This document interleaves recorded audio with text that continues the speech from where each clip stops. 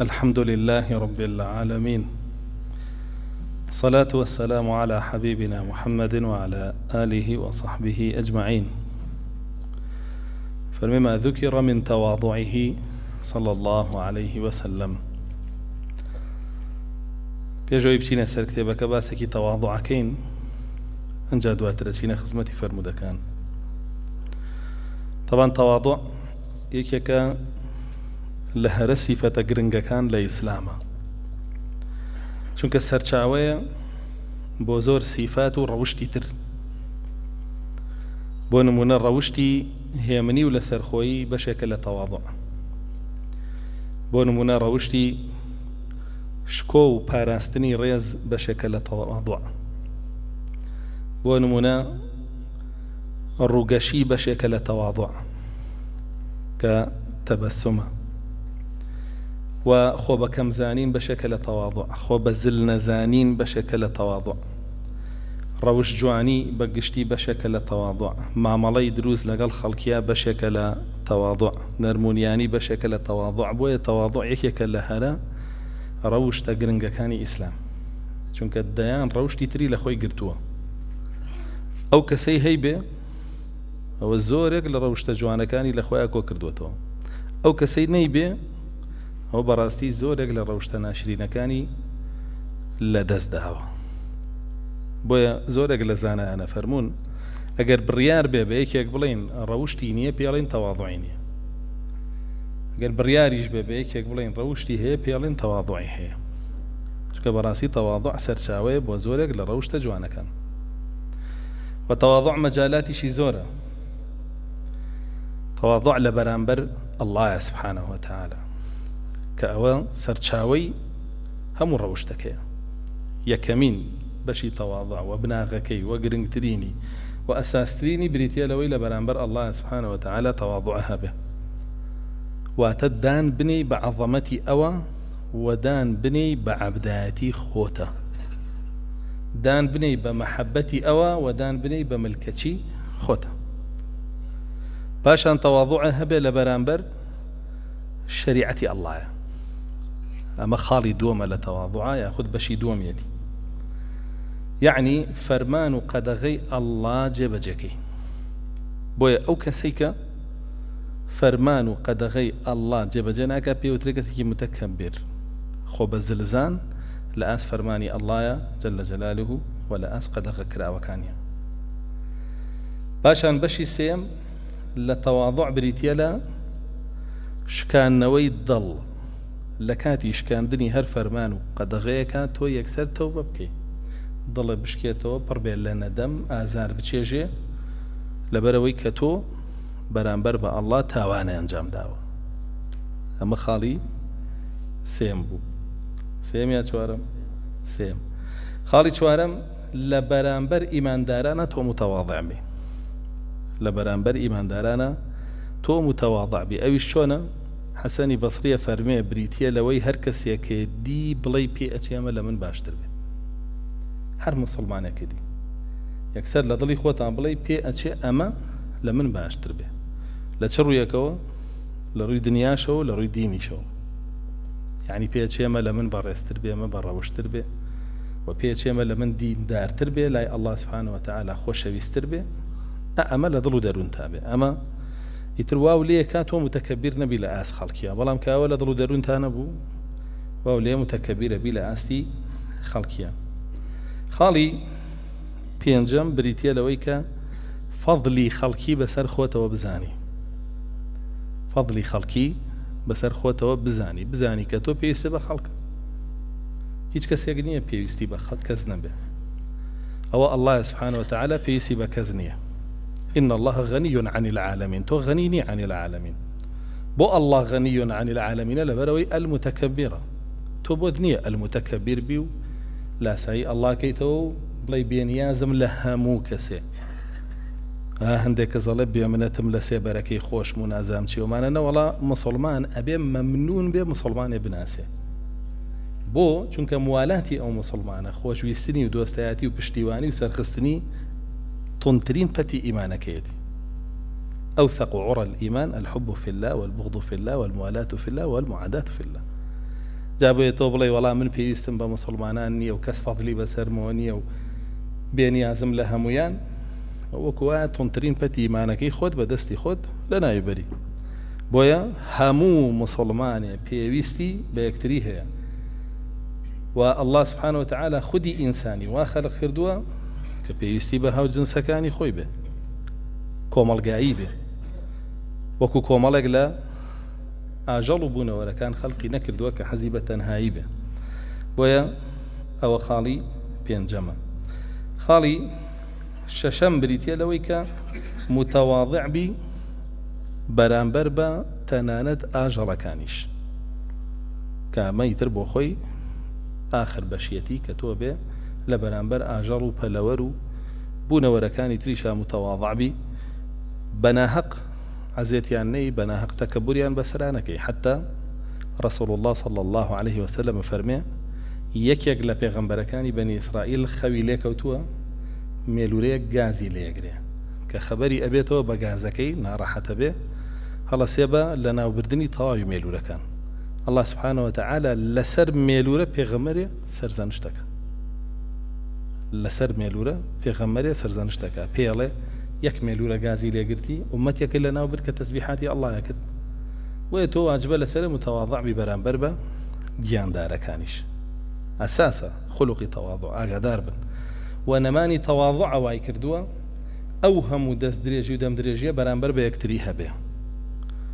ئەو هەموو دژایەتیە بەرامبەر بە یەکتری هەبێ ئەو هەموو لە ناوچوون و کوشت و بڕە ڕوو بدە چونکە رسول الله صلى الله عليه وسلم فەرمێ إن الله أوحى إلي أن تواضعوا حتى لا يبغي أحد على أحد ولا يظلم أحد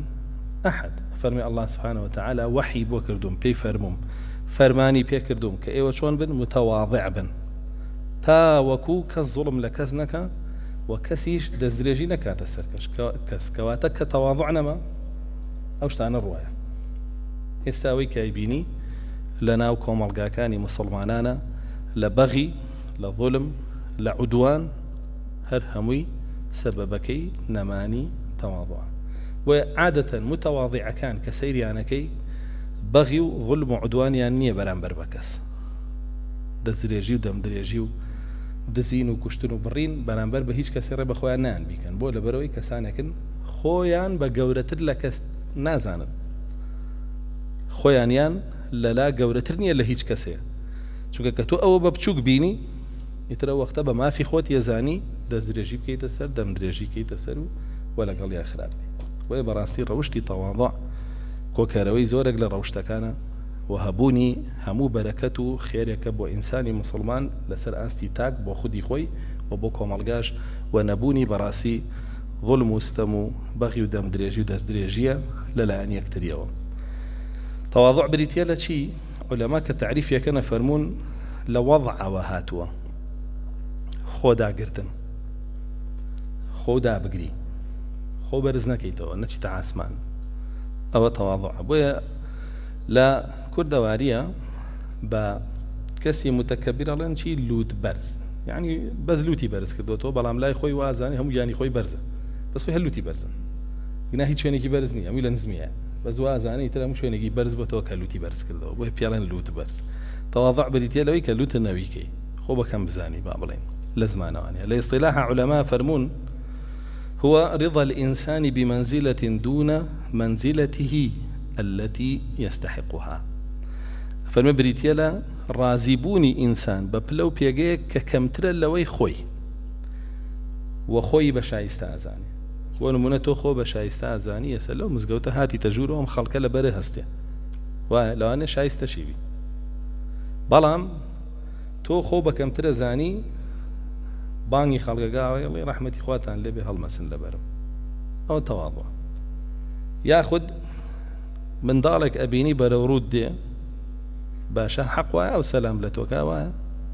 چونکە تۆ گەورەتری لەو تۆ خۆ بە کەمترە زانی لەو مەنزیلەی خۆت نەک لە ئەو تۆ سەلام لەوەکی لەوە بڕۆ بۆ زۆر ڕەفتار و ڕەوشتی تر کە بە ئاسانی توانی تەواضعی تیا بدۆزیتەوە. تەواضع الله جل جلاله فەرمانی پێکردووە لە قورئانە فەرمێ واخفض جناحك للمؤمنين أمر بو رسول الله صلى الله عليه وسلم كواتا أمر بو همو إيمان داركيش واخفض جناحك للمؤمنين لا تكترى فرمي واخفض جناحك لمن اتبعك من المؤمنين هردوك هاتوا خفض جناح چیە باڵن دا کە باڵ بڵند دەکاتەوە ڕوونە بەرزە بێتەوە کە باڵ داگرێتەوە نزمە بێتەوە تا نیشێتەوە جا تەماشاکە الله جل جلاله فەرمێ بە رسول الله صلى الله عليه وسلم تۆ باڵ داگرە با نزم بیتەوە لە ئاس کێیە لە ئاس ئیماندارانە لە ئاس کافرا پێویست بە تەواضع ناکە کافری مسالم معاملەیەکەی بە حوسنا کافری محاربیش ئەسڵەن تەکەبوری بەسەراکی چونکە ئەبوو دووجانە لە جەنگی بەدرا پەڕۆیەکی سوورە بەستێ و بە ئەسپەکەیەوە بە تەبەختور و تەبەکەبورەوە بەرامبەر کافرەکان ئەڕوات و دێت بە رسول الله فەرموون صلى الله عليه وسلم أي رسول الله صلى الله عليه وسلم أبو دجانة تكبرك أفرمي إن هذا لا يصلح إلا في هذا الموضع فرمي أو تكبر ليش أنا قاعد دروسني إلا ويانا به لا يدرس كوستاوي برامبر بكافر شر لقال كابر وتكبر كي شمانية بلان برامبر مسلماني داما وتكبري تشيكي بوزي تشيلي جابويا أبي أقعد أربي كواتا الله جل جلاله فرمان برسول الله كان صلى الله عليه وسلم شون بالنديك شتێک ئەبینێ لە مەسلحەتی خۆیەتی یەکسەر باڵەکانی نەویەکە و بۆی داوازێ بۆ ئەو مەسلحەتی بەدەست بهێنێ تۆ ئاوا ئەو ڕەوشتە بە مەسلحەتی خۆت بزانی و دایمەتیا تا بێ و خۆ نەویکی بەستیەوەیە باشە جاوا فەرمێ بە رسول الله صلى الله عليه وسلم کە ئەو فەرمانە بۆ ئێمەش و الله سبحانه وتعالى لە قورئانە وصفی ئەو مسلمانانە ئەکا کە ئاوان نەوین لە بەرامبەر برا مسلمانەکانیانە و لە بەردەم کافرانە بەعیزەتن بەچی بەوەی کە الله يحبهم ويحبونه يا أيها الذين آمنوا من يرتد منكم عن دينه فسوف يأتي الله بقوم يحبهم ويحبونه بو أذلة على المؤمنين أعزة على الكافرين أو كسي أو صفتي تيابه خونوي كردن لبرامبر مسلمانا وبعزة بون لبرامبر كافرة الله سبحانه وتعالى خوشي أبي أقرت يا نبي تحدي الردار والله سبحانه وتعالى أي قوري يعني أولا ناوبة قومي كتره هناك بوشي وبا وبراسي أوانش جهادي كافرانيان بي أكريك أوان أذلة على المؤمنين أعزة على الكافرين بويا دعاء يكسر بدعاء فرميتي يجاهدون في سبيل الله ولا يخافون لومة لائم چونکە ئینسانێ لە بەرامبەر کافرا متەواضع بێ و لە بەرامبەر مسلمانان سنگ دەرپەڕێنی ئەوە جیهادی مسلمانی پێکری کافری پێ ناکرێت ئاەتەکەوا فەرمێ بۆ کاتێک ئەتوانێت دینی ئەڵڵا سەرخا کە بەرامبەر مسلمانان گەردن کەج بێ باشە پشتیوانیان بێ دۆستیان بێ خزمەتکاریان بێ و بەرامبەر کافرانیش بەعیزەت بێ خزمەتکاریان نەبێ زەلیلی بەردەستیان نەبێ أو مسلمان جهادي بيكره ويفرمي يجاهدون في سبيل الله كواب جهاديان بيكره ولا يخافون لومة لائم ولا لومي لومة كارج ناترسن چونك وزاني بوچی خوي بكم قرت ولا برانبر مسلمانان ويا تعقيامد لومي بكن جو بينا واجزاني بوچی عزة وين لا برانبر با كافرانا ويا لومي بكن جو بينا وزانان ما نفرمون براسي انسان يجل لومي لومة كار ترسا ديني الله يبيسر ناخره هاتك واضح كوتي والله با پێم نەڵێ نەمە بۆ بە ئیسلامی و نازانم چێمانە هەڵەسی جلوبەرگی ئەوروپیەکان لە بەرەکەیت و سەر و سیما و شکڵ و شێوەکە دۆکۆیان لێکێ مە لۆمەی لۆمەکار وای لێ کردی کاملەن ڕووکەشی خۆتە گۆڕی بۆ شێوەیە کە خەڵک پێ و ڕازی بێ کە لە شوێنێکا دینەکەت پێویستی بەوە بوو چوار قسە بکەی سەری بخەی دەمی خۆتەگری لە لۆمەی لۆمەکارە ترسی با پێم نەڵێن واو با پێم نەڵێن واو با ئەمە نەکەم و با ئەوە نەکەم من حقم نبي وبا بوستم لسر نكن ودعاء قسم بيالن لكومنت ونازام شيء ومانا كأما خوي نبي لمسلمانة كي أسايا هبي أمره لا بيشوا كانها هي لما لا كانها هي لبانك خوازة كانها هي هي تربوشي وحق ضايع به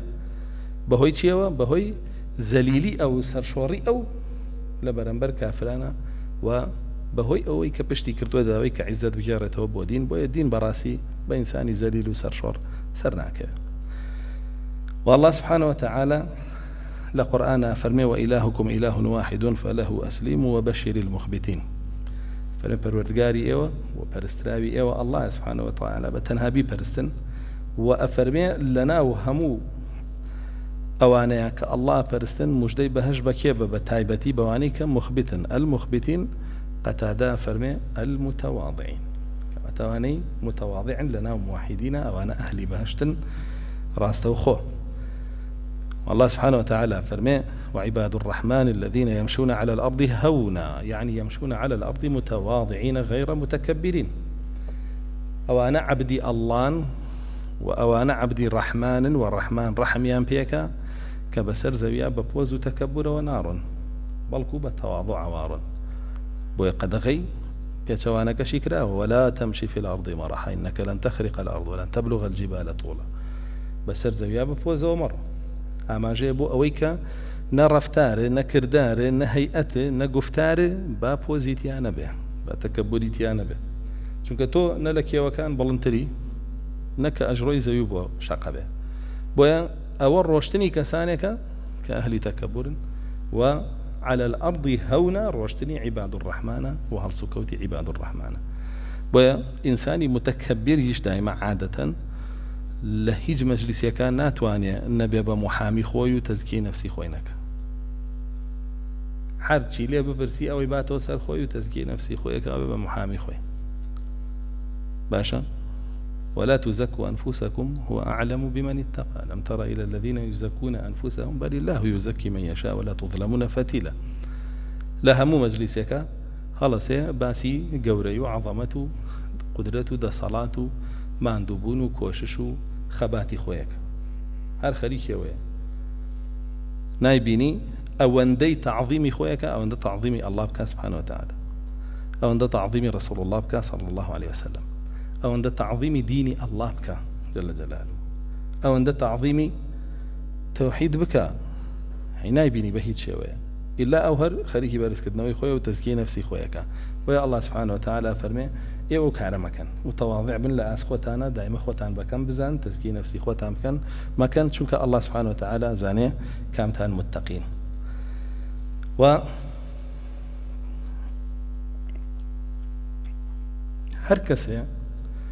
تواضعي هبي الله سبحانه وتعالى بلي برزكاته إنسان وازاني قال له هندي شوينا تواضع بنوينه ليه كما بيته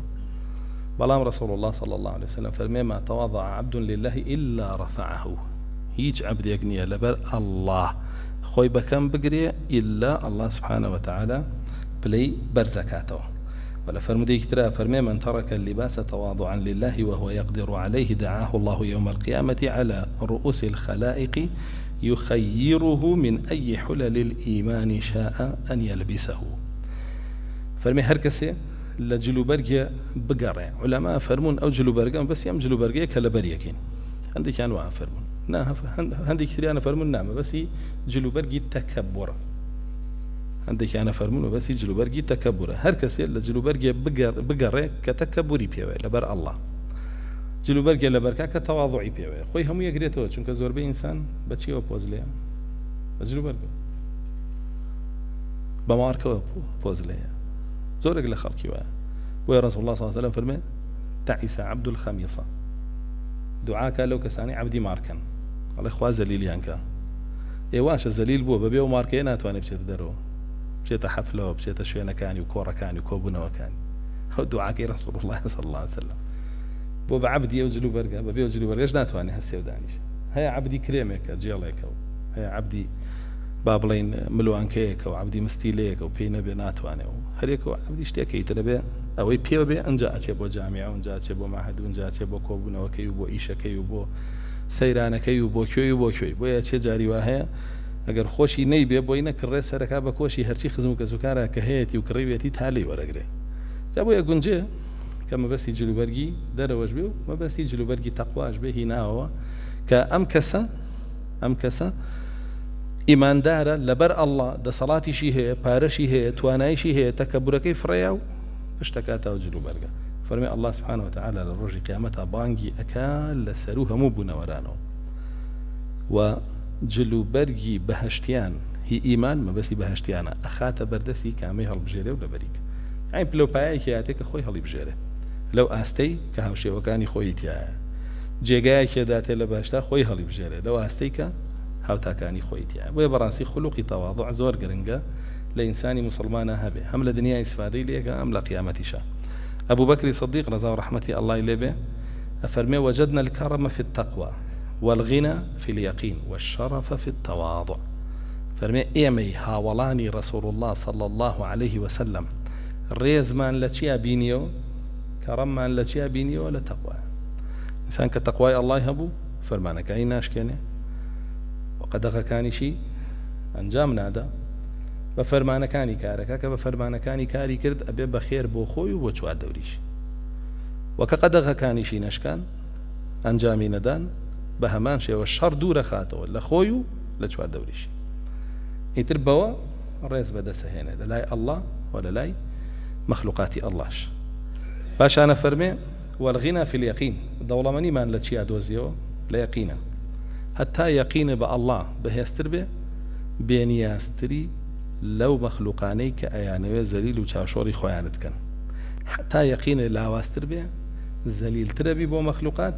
و چاوشۆڕ و سەرشۆڕە بی بۆیان وە فەرمێ ئێمە دەوڵەمەندیمان لە یەقینا بینیەوە کەواتە فەقیری لە چیە عەدەم اليەقین خەڵک کە خۆی بە فەقیر و سەرشۆڕ و زەلیلی بەردەستی خەڵکە بینێ سەبەبەکەی چییە ئەڵڵا بە رازق نازانێ ئەڵڵا بە ناسیر نازانێ باشە ئەڵڵا بە ڕەحمان نازانێ بە ڕەحیمی نازانێ حسني ظني نيبة الله سبحانه وتعالى بويا آوان باش أنا فرمي والشرف في التواضع شرف بابلين بريتيالا قوري بو خوتو نوكانتو خانوادكت هم للاي الله سبحانه وتعالى هم للاي مخلوقاتيش شو فرمي دقي بيشو فرمي من تواضع لله يا ما تواضع عبد لله إلا رفعه هر إنسان تواضعي هبيبو الله سبحانه وتعالى بلو باي برزكاته بويا شرف بريتيا لبرزبونوي بلو باي لناو كومرقا ولا لاي الله سبحانه وتعالى أولا شيء لا تواضع خوبا كم زين عايشة خاتون فرمين إنكم لتغفلون عن أفضل العبادة فرمي إيوة بأعقان ليكيك لهرا عبادتك قورو شاكا كان فرمون ما هي فرمي التواضع بريتيا لا خوبا كم زانيت خوبا كم قرتن نقلوا دبرزيو أو بابتانا حذيفي كري يمان فرمي لا يبلغ عبد ذرى الإيمان حتى يكون التواضع أحب إليه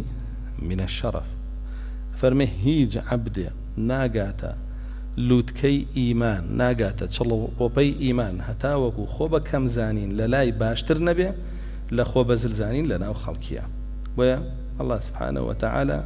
لسرزاري لقماني حكيمه كنصيحتي كركيه كابو ما نجرته وشي بيفرمو ولا تصعر خدك للناس ولا تمشي في الأرض مرحا إن الله لا يحب كل مختال فخور بكركيه فرميتي نهي شي ليكا كان صفاتك كعكسي تواضع ولا تصعر خدك للناس سواء عكسي تواضع مر موج ما بلغ الخلق ولا تمشي في الأرض مرحا تكبر نبي لا أستي خلقيا بسر زويات تكبر مكا يترى لا أستي الله لا أستي فرمان وقدغي الله لا أستي مخلوقاتي الله لا إنسان كان دعيلا هاجر كان يجوكو باس مانك باش أنا فرمي إن الله لا يحب كل مختال فخور الله سبحانه وتعالى وكساني خوجنا كودو صفتان مختال أولا جستاع يعني للشا بوزلي مختال لجستاع فخور لضلع يعني لناو خوي زور بيقوري لدرو بوزليا بشكله شو هيكلو بوديكي ولناخي شو عين شد عظمتك خوي تيا وخوي بقورا زاني جاو كسيو دواني تياكو بيتو خرابترين إنسان عظمتي نفسه وعظمتي بابلين هيئتيش يدرو أو بيسرين إنسان طبعا لا تكتريشا الله جل جلاله فرمين الله لا يحب من كان مختالا فخورا الله سبحانه وتعالى مكسي خوجنا كبو شوية مختال فخورا ولا تمشي في الأرض مرحا إنك ولا تمشي في الأرض مرحا إنك لن تخرق الأرض ولن تبلغ الجبال طولا كل أولئك كان سيئه عند ربك مكروها أما بابلين باسي تواضع بو بكرتي فرمدي كم كهناية يفرمي سمعت قدامة بن عبد الله بن عامر قال رأيت رسول الله صلى الله عليه وسلم يرمي الجمرة على ناقة شهباء لا ضرب ولا طرد ولا إليك أفرمي رسول الله بيني صلى الله عليه وسلم چی کرد بەردەبارانی شەیتانیە کرد لەکەیە لە حەجی ماڵاواییە بەردەبارانی شەیطان کە یەکرێ لە جەژنی قوربانە یەکەم ڕۆژی یەوم التەرویە لەوێ چوو بوو جەمەرەی عەقەبەی ئەنجامەدا و بەردەبارانی شەیطانیە کرد ئەفەرمێ بینیم لەسەر چی بوو ناقەتین شەهبا ناقەی شەهبا چییە ناقە وشترە شەهبا چییە هەر وشترێک بەشی سەرەوەی مووەکانی سوور بێ و ژێرەوە زەردباو بێ پێوترێ شەهبا بۆ ئەڵێن لە شەهابە چێ شەهبا چونکە شیهاب کە دەرەچێ سوور و ئەو زەردباوە تێکەڵ بۆیە پێوترێ ناقەتون شەهبا لا ضرب يعني رسول الله صلى الله عليه وسلم رمي جمرات يكد خلق هات بردمي بيشي بيقرد لتشوار دوري خلق عين شد رمي جمرات يكد أم لناوي أنا أبو بليدان كسي لخوي دور ناقصه لا چن بالنيو أو رسول الله وأمانة بخلق ولا يواب كان بو چونك قريش وسا كاتشويا ناو جيغا كان چوار دوري قربالغ بو كساني يهبو له زكي ياخذ لخدمت كاركاني خلق يان دور خستو لي ولي يعني وەکو چۆن ێسش دزو جەردە و پیا و کوژەکان حیمایان هەیە واکەن کە دەرەکەون هێشتا خەڵک هەر ملی خۆی شکێنێ بۆ سێڵفی ئاوە طبعا خەڵکی بێ قیمە دیگنا خەڵکی بەڕێزەوە ناکە ئەفەرمێ رسول الله صلى الله عليه وسلم ئاوە چوار دەوری قەرەباڵغ هەبوو ناڕەحەتیشیان نەکرد بە قەرەباڵغێکە لا ضرب لە کەسی نایە ولا طرد کەسی دەرناکرد بە کەسیشی ناوت ئیلەیکە دوورکەوەرەوە لێم دوورکەوەرەوە لێم ڕێم بە ئەوەشی ناوت تەنان ئەو پەڕی چییە بۆ رسول الله صلى الله عليه وسلم ئەو پەڕی تەواضوعە أفري تواضع كيف قربالغيكي واوا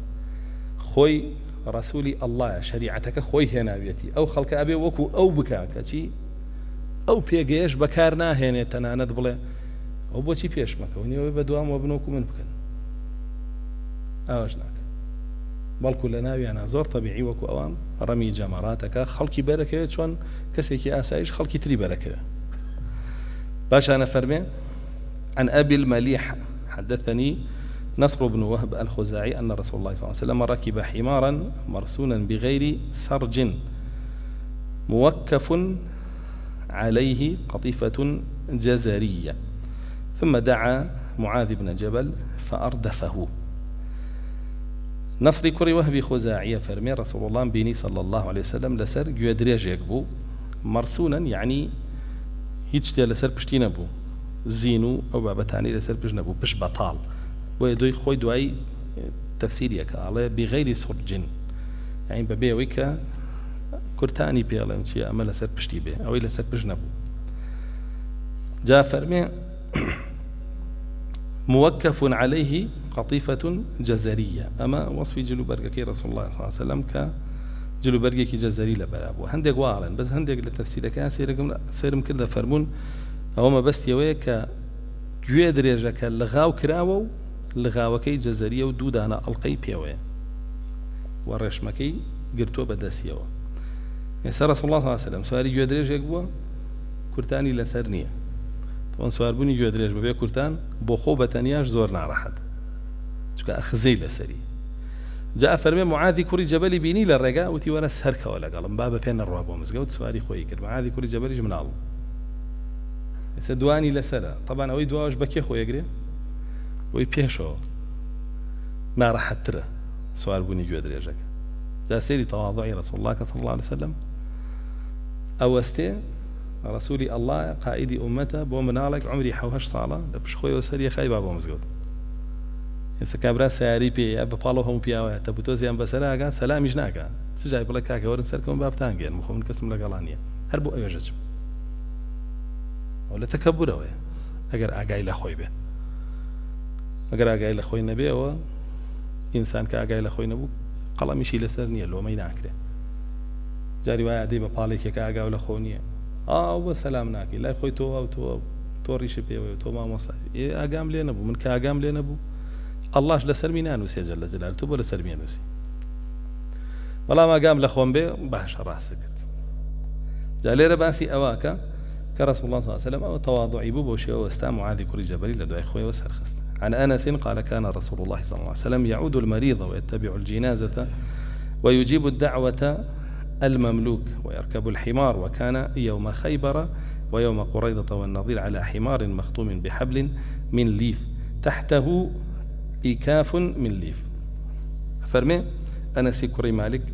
رسول الله صلى الله عليه وسلم سرداني نخوشي كرت أولا تواضع ويا تنانت سرداني نخوشي يهوديكي شكر من دالك بو كأو من دالك خزمتي رسول الله كرت أويلا بيش شعبو أو خزمت كردنا سرداني كرت ولبرانبر أو خزمت كردنا باني كربو إسلام أيج مسلمان بو هات درو فرمي سبحانه بو الله لا أقر رزقاريك أو روشتي رسول الله بو صلى الله عليه وسلم لبرانبر من عليك يهودية كتشاكيك يبو بوي خزمتيك كردبو ويتبع الجنازة جنازة شبه جنازة شبه ورسول الله صلى الله عليه وسلم دواي جنازة جكوت عين يهود كاك بيبان بيني شنو أنا حتى بيريجني لمزقوتها به قسكي مزقوتها أمريت صحابة كان ينجن شوا به بو دواي ما هو يقدور رجل رسول الله صلى الله عليه وسلم حوالي برسي فرميو آفرة نابينم أو آفرة الرش بيستيكا قسكي مزقوتها بكوية فرمون وفاتي كردوا فرمون كي فرمون لم شوانا فرمون بو بيتان نود يقول أنا لايتو كسيكي مهم نبي بو بيتان نود لأنه والله شوبو حزم أن نكرتونا راحت كين فرمي دلوني على قبرها بنبنا سرقوركي أنجا سيد السرقوركي نيش جنازي لسرق ورسول الله صلى الله عليه وسلم مج قال لويك تواضعي أويشا لهمان كاتا بدوا وبوني أجريشا كبراسي شوين كوتني جنازة أجريكي قوريتيا ويجيب دعوة المملوك ترى عند قربها تا كويليك بيوتا ولا دعوتي من والله ميدا نك دعوتي دولة من كان جواب بيته بروي وزي فقيرة كان نري زور يقلا بنا وبانك خوازو ملاكانا حتى نزاني شاهاني نار بخوا قسم من خوم بيستو ملا خوي لنا مجلسة قسي كردوا آوا دوايش بيا موتوا خوش يزاني كي ملاينا وداريشا كتي گناح نییە بڕۆم مەعیدەم ئەمە و ئەوەی تێگەم من قەلی کوردی نەبێ و قازی کوردی نەبێ و نازام ئەوە نەبێت چی تێکە ئەوانەی تێ ناکەم تێتی گوناح نییە مریشکی مەسلحەی تێکەم مریشکی داواجنی تێکەم ڕای ڕەسوڵ الله صلی الله علیه وسلم نانی جۆی ڕەقی تێ کرد مەعیدەی ئەو بە مەعیدەی تیرە و تایفەکەشەیە بێ لە پاکی و جوانی باشیە و ئەوەتانێ فەرمێ وەڵامی دعوەتی کۆیلەیەکیش یەدایەوە بێ کۆیلە چی هەبێ خۆی بیخواتە بۆ ڕەسوڵ الله ئامادەکە أبيت شيء هبه دي والله مداوته كان جار هاتوا لسر شي دعوة بوا رسول الله صلى الله عليه وسلم لسر أردي جو ككلين راو أو يخوار دولة قال بوا لسر سركو ناني جو دعوة بوا كيش ينهاد يا أمي جالي والله مريش كي دواجنيتي أنا كم حيفا معيدة باش أنا فرمي ويركب الحمار سواري قد ريجا بوا سايب بلاهم أما جيبو شي مركبكي رسول الله صلى الله عليه وسلم فقيران بوا بون من ساريكي بيه موديلي كونا بخوال الرومنا بيو يبرون بو يعني قد ريج نزمترين هوكاري قواسنا بو لسردمي رسول الله صلى الله عليه وسلم أي تواني باشترين أسبيا به بويا أنا هنا وأنا زاني باشترين واشتريان بويا يكر بخير إذا بخلق بس خوي سوالي جود رجع كاب چونك خودي هەڵبژاردننی ئەو هۆکاری گواستنەوەیە کە نزمترین ئاستە عیبادەتی تەواضع لە تۆیە ئەجرە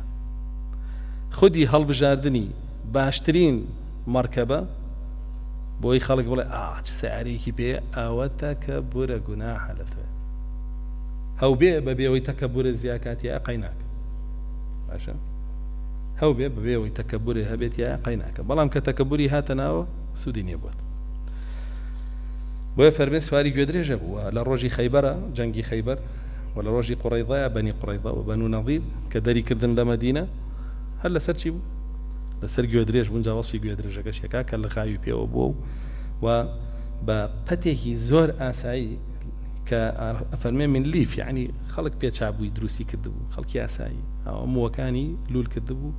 ببد بويو كردبو يملي جود ريجكا نوك جود ريجكا تناند لغاوي جران بهاو أو بابتاني بيوبه. عن عائشة أنها سئلت ما كان رسول الله صلى الله عليه وسلم يصنع في بيته ساماني باس ما قرمي تواضع رسول الله بولا كيوكو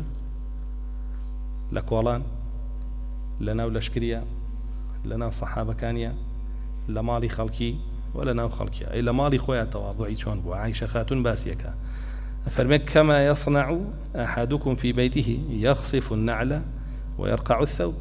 رسول الله صلى الله عليه وسلم لما لوش متواضع بو فرمه هەروەکو چۆن ئێوەش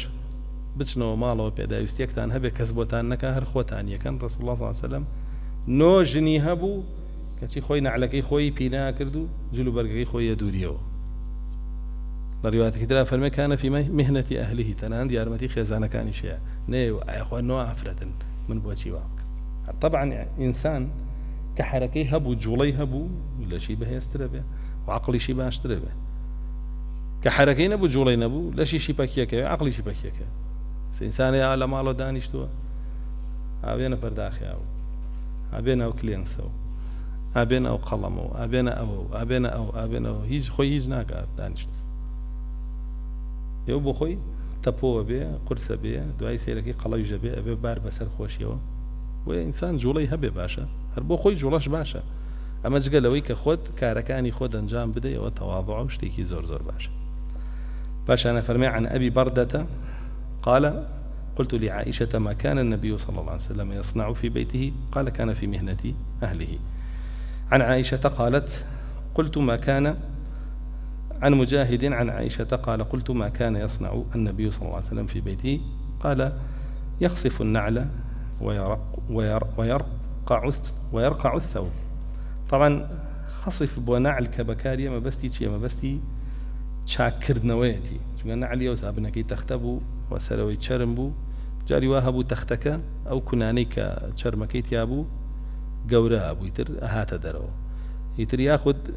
چەرمەکەی لە ژێرەوە تون و تۆڵە کردەوە یاخود ئەو کونەی بچکۆلا کردەوە بۆی ئەو هینە چاک بێتەوە مەبەستی ئەوەیە زیاتر. عن أسامة بن زيد أخبره أن رسول الله صلى الله عليه وسلم ركب يوما حمارا بإكاف عليه قطيف فركبه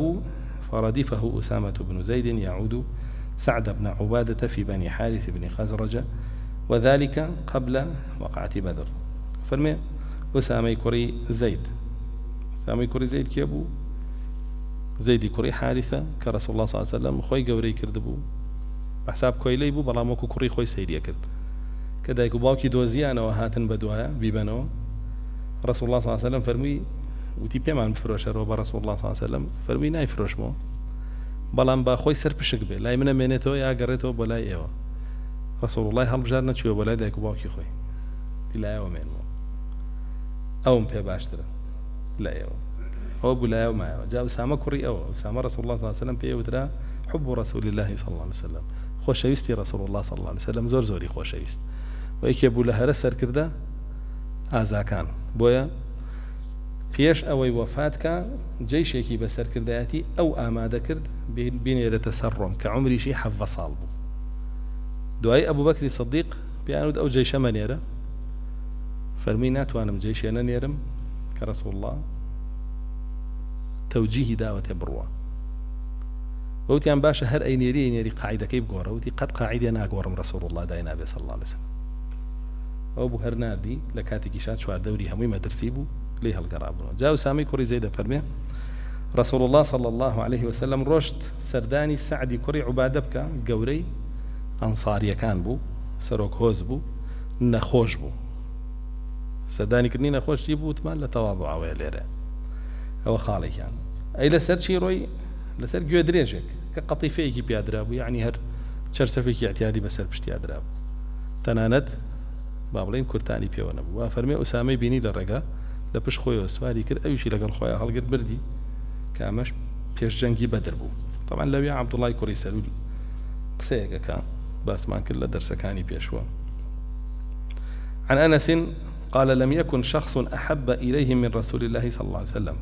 فكانوا إذا رأوه لم يقوموا إليه لما يعرفون من كراهيته له. أفرمي أنس كوري مالك هيج كسي بقر رسول الله صلى الله عليه وسلم خوشويست نبو للاي الصحابة كان بلام كأيان بيني هلنا أسان لبري بو لبروي أيان زاني خوي بينا خوشك لبري هست رسول الله صلى الله عليه وسلم بينا خوش بو خلق لبري هستيان لبر هستان دو بشا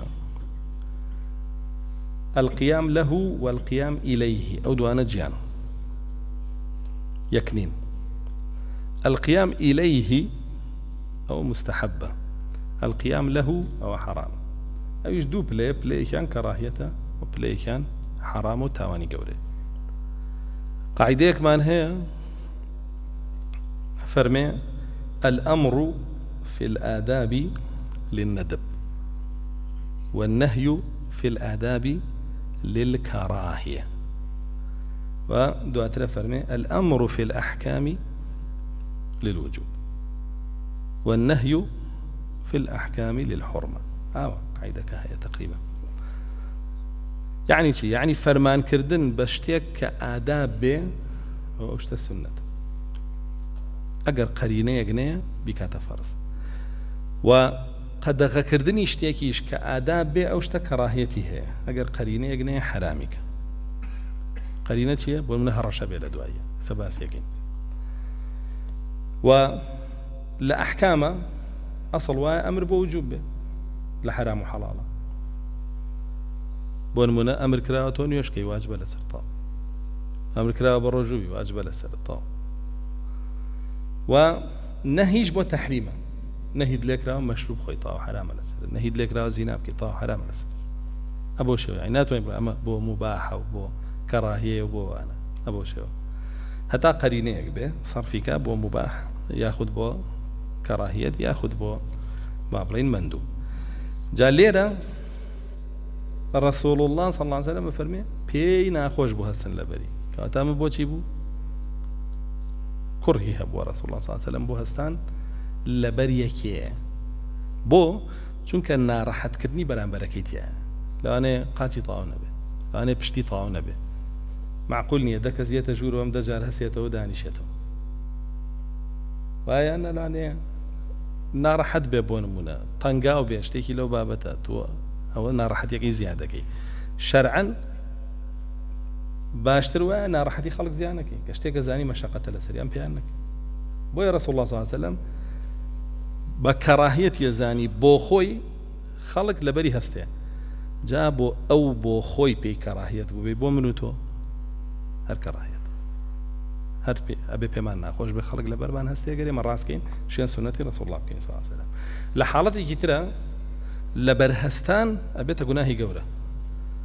رسول الله صلى الله عليه وسلم فرمي من أحب أن يتمثل له الناس قائما فليتبوأ مقعده من النار سما قرينها تو هرشيوا كاتبو بتي بو حرام هر کس پی خوش به خلق به پیو بوی بوسته خوی پی خوش به لتکبره پی خوش حزک هیبتی هبه لنا خلق همی بوی بوسته به پیو فرین باشونی خوی لا اگرت چاک که اگر پی خوش نبی او بابتی کتره حالتی کتری هی که وکوباس منکر قیام الیه امانه قیام له بو قیام الیه بریتیا لوی که کس یک بی فضلێکی زۆر بەسەر کەسانێکەوە هەبێ ئەوان خۆیان حەز بکەن لەبەر تۆستن وەکو چی وەکو پیشاندانی ئامادەکاری یاخود ئامادەبوونی ئەوان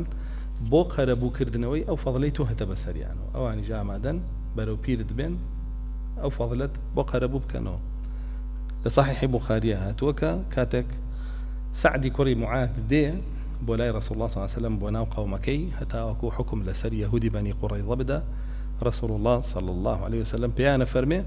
قوموا إلى سيدكم هستن لبر جوركتان شوكا أو فضلي بسرها متانا وهي بوي بسل بيانن شون أو بو إيوة باش بو إيوة آمادا لخدمتي أو بنو باش أو لبابي تكافؤة لبابي تكبر مية بوي لو حالتها يا مباحة ياخد مندوبي شهن لجا أو لباري لبرهستان وحزم كربيزان باشا فرمي عن أنس بن مالك قال كان رسول الله صلى الله عليه وسلم يجيب العبد ويعود المريض ويركب الحمار وما باسكت باشا فرمي عن ابن عباس قال كان رسول الله صلى الله عليه وسلم يجلس على الأرض ويأكل على الأرض ويعتقل الشاه ويجيب دعوة المملوك. قال أبو إسماعيل فحدثت به أعمش عن مسلم فقال أما إنه كان يطلب العلم أو ديري أخير باسي رعبيك كأهل علم بو حديثك ورقيري وكو بابلين تصحيح سند نابيتي. ابن عباس فرمي رسول الله صلى الله عليه وسلم لسر زوي دانشت يعني إلا باشترين قنفا بو بأنه كرسين بو بأنه أوان نبو اعتيادي لقلو خلقه لسر زوي دانشت. باشا أنا فرمي ويأكل على الأرض كناني شيخ وارد تكبرين أبو بلا ميزم بو بأنه بو مرازين وما لسر زوي اعتيادي لسر سفرة لقلو خلقه دانشت. بلام قيصر بابلين كسرى ومانا لسر ميزناني أنا أخوات ولا سر عرج دانشتن لسر كرسيش دانشت عرج قورت لا كرسي أتواني شانش داعي لسري بلام كرسي هدانيش لسري شكن أتواني وأوان تكبري أنا وأنا هبو تناد كرسي شان قبولنا بلا عندي حالة وأزور برستر بوها وهندي كان أصلا قبولي ميزي شان أبوها يكي آوا خوادنا كي بقرتنا تاو طاو وأبوها دوان لدوا باشيان كردا باشيان كردا أو بابتانا بلام رسول الله صلى الله عليه وسلم أفرمي وكو هم عبدك أنسائي لسر زوي دانيش ولا سر زوي ناني أخوار ويعتقل الشاد خوي مر يدوشي زورجان أم معبد وافرتيك لهجرتها بيغن مركا هنا رسول الله صلى الله عليه وسلم خوي دز بقوانيا هنا ويدوشي باشا وزور جاريش مري خوي دوشي ومري خلقي في دوشي ويجيب دعوة المملوك وولامي دعوتي كسكي شياته أدايا وأتشوب دعوتك يقر كوي لجوا. عن أنس بن مالك أنه مر بصبيان فسلم عليهم ثم حدثنا أن رسول الله صلى الله عليه وسلم مر على صبيان فسلم عليهم وهو مغذن. فرمي رسول الله أنس كوري مالك دايبا بال كومال منالي بيني دايبا بالي أنا سلامي لك أنجا فرمي ديوما رسول الله صلى الله عليه وسلم آوا أي دابا بردم كومال منالا وسلامي لك وهو مغذن يعني ببلجبو يعني رسول الله صلى الله عليه وسلم ببلجبو بقى بيشقي خوي كشيك من دالك بروبيريا هاو سلامي لك. عن أنس أن النبي صلى الله عليه وسلم مر بصبيان فسلم عليهم. عن أنس قال بعثني رسول الله صلى الله عليه وسلم في حاجة فمررت بصبيان فقمت معهم فأبطأت عليه فخرج ورآني مع الصبيان فسلم عليهم. أنا سفرمي رسول الله صلى الله عليه وسلم مني ناد بو بيدا يستيكي خوي روشتم مشغول بوم لقل كومال من دالا درنگ هاتمو هات درو بزاني ديار ميا ديار نيم بينيمي كمني بيني لقل من على كان السلامي لمن على كان. عن أنس أن النبي صلى الله عليه وسلم مر على صبيان فسلم عليهم بهمان سند همان فرمديه ناوتوا باش أنا فرمي عن أسماء بنت يزيد أن النبي صلى الله عليه وسلم مر بنسوة فسلم عليهن ليرة شي هنا رسول الله صلى الله عليه وسلم سلامي لمنال كردوه لما يتريانا تنانت سلامي لآفرتان كردوه نجا آفرت بتنيا لشوينه قار خوي ببرابله أبرم السنة جوجا كم سلامي ليبكم نا آفرتاني كي زور أو بيك أو بينيني سلامي لكردو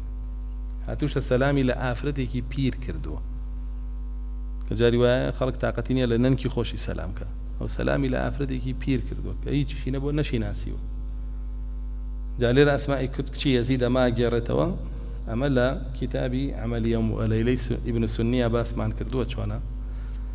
هر شوار إمامك ما نفرمون أجر بيتو وطواوي زاناني إسلام أو سلام كردنا فيتني ليب كيف أنا ببيكي برو حرام برو أنا ببيكي والله ما قرب زاني فيتني لنا كيف توقينا بيكي جافرتي أو صار شون بو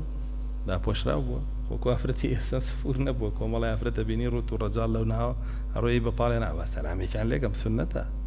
دعوة مصلحتي دعوة نبوشتيوا أصلا وأنا كاسيات عاريات أو أنا متبرجات مميلات مائلات أو أنا لا يرحن رائحة الجنة أو أنا يلعنوهن فإنهن ملعونات لك سلام يعني لك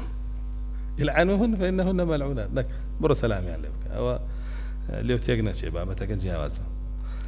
عن أنس قال ما رأيت أحدا كان أرحم بالعيال من رسول الله صلى الله عليه وسلم وكان استرضع لابنه إبراهيم في أقصى المدينة وكان زوجها قينا فيأتيه الغلام وعليه أثر الغبار فيلتزمه ويقبله ويشمه. أنس كوري مالك رضا رحمتي الله إليه طبعا فرمودي بابلين سنة دقيقة شاشيتيها بلام بقوة بيبا فرمودي دعاء أخوي كهر همان بابدا فرمي إبراهيم كوري رسول الله صلى الله عليه وسلم باسية وكم أفرمي ئافرەتێکی بۆ گرتبوو دایانی بێ دوور لە ناو مەدینە لەو پەڕی مەدینە مێردیەم ئافرەتە قەین بوو یعنی ئاسنگەر بوو فەرمێ ئیتر لەبەرەوەی ئیشەکەی لە ماڵەوە کرد و ئاسنگەریە کرد مناڵەکەی ڕەسوڵ الله صلی الله علیه وسلم کە ئەو خێزانی ئەو شیری پێدا دایمە تەپوتۆزاوی بوو خۆڵاوی بوو بەڵام کە ڕەسوڵ الله صلی الله علیه وسلم مناڵەکەی بینی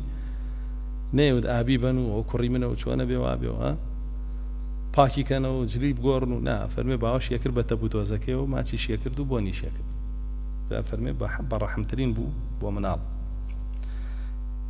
بە سەنەدێکی تر هێناویەتی کە فەرمێ وكان له ابن مسترضع يعني من ذلك يا ابوي يا ابوي شير بيبا داني بوبكا طبعا رونا كعرب عادتي وابو بوي من على كي هم جستي بهيز به وهم زماني شي فصيح بي نار دلادي بو اوي لوي قورب بي وشيري افرتك بخواك بخواردني طبيعيه وزماني باراو بي لنا خلق كاكا عربيكي تيغنا شو چونكا تاجر و بازرگانەکان کە هاتنە ناو شارەکانەوە لە زمانەکانی تر قسەیانە کرد ناچوو لە لادەکان هەر لە شارەکان نابوون بۆی هەندێک کەلیماتیەوان تێکەڵی خەڵکە بوو هی زمانیان تێگەچوو بەڵام خەڵکی لادەکان زمانیان پاراوتر و سەلامەتر بوو ئێسەش لە کوردەواری خۆشمانە هەروەها بۆی ئەو زمانە پاراوە بێتەوە ناو شار سەیری عەقڵیەتی عەرەبی قەدیم کە ئاوا بوو خودی ڕەسوڵ الله صلی الله علیه وسلم بۆ ناردیانە ناو هۆزی سەعدیە لای حەلیمە بۆی زمانی پارا و بۆی لەشی تون و تۆڵ بێ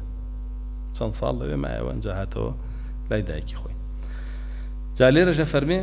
منداڵەکەی ناردبوویە لای دایانێک بۆ شێوە لە دەروی مەدینە بۆی بەخێوکە وەکانە ذیئڕه قەینا ذئر بەمعنای جیە بەمعنای لە ئەسڵا ئافرەتێک دێ کە سۆزی نییە بۆ مناڵی خۆی بۆ غەیری خۆی هەیە جا ئەوسا بەدایانەکانیانەوە ضئر بۆ لەبەرەوەیانوت ئەو گرنگی بە مناڵەکەی تریایە کە هێنایەتی بۆی خۆی نایە بۆ چونکە لەوی تر پارە وەرەگرێت لە مناڵەکەی خۆی پارە وەرناگرێت بۆ پێیانەوت ضئر خۆشەویستەکە لەم ئەسێنێ ئەیدا بەو ئاوایان پێوەدە ضئر بەمعنای دایان دێ خۆی ئاوە بەڵام خۆی لە ئەساسەوە معناکەیەتی ئەفەرمێ ئافرەتەکە پیاوەکەی چی بوو قەین بوو وكان يأتيه ونحن معه وقد دخن البيت بالإزخير فيشمه ويقبله فرميو جاري وهبو أم من الله هن رب ولا رسول الله صلى الله عليه وسلم يتر مانغان أبو حفتان أبو أي بيني وفرمي كان هنا بولاي مالكة بو دخن البيت بالإزخير إزخير وجاء رونا زان لمكة أروي لمدينة أروي لهر شوينة كاكا قرم به أروي بلام إزخير هم جاءكي طبية رقوشتكشي بكارده وهم جاءكي عطوريشة زي تكي جيري جوري العطري بيدرو سكره ولا همان كاتيشا پەلکەکانی زۆر گەورە بێ و بەکارەهێنرێ ئەو سایان خستە ناو گۆڕەوە کە مردویان تێ کرد و سەری مردووەکان پێدا پۆشی و بەکاریشیانێنا بۆ سەقفی خانوەکانیان وەکو پوش بەکاریانێنا بۆ سەقفی خانوەکانیان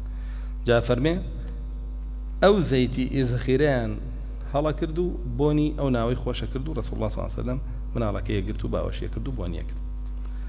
باش أنا فرمي سمعت أنس بن مالك يقول ما رفع من بين يدي رسول الله صلى الله عليه وسلم فضل شيواء قط ولا حملت معه طنفسة